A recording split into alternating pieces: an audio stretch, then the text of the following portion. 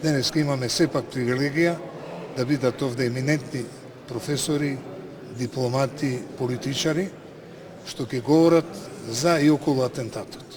Зашто за 30 години државата не успеа ни да го превенира атентатот, ни да открие кој го направи тоа.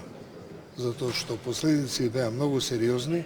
Македонија, што живееше еден мирен живот, доживеа едно време на турбуленција и расторење на таа коалиција што ги доби изборите 1994 година.